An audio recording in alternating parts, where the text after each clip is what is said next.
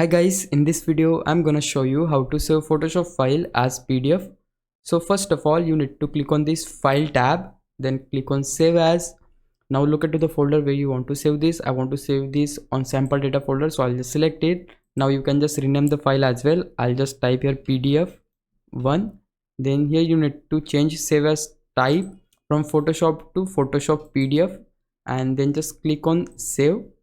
Now here you will see this pop-up where we need to click on OK.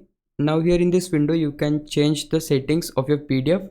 So if I click on this Adobe PDF preset, I can see couple of presets or settings which I can use, but personally I choose this high quality print. Then standard should be none here.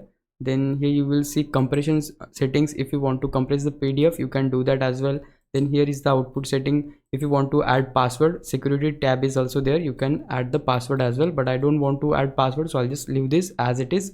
Then click on summary. Here you will see couple of more settings, but I'll just click on general here. Now here in this option section, if you tick this box, preserve Photoshop editing capabilities, what it will do, it will increase the size of your PDF, as well as they'll keep this all changes like layers and all of that stuff. It will be remain on the PDF and you can just edit that in the Photoshop.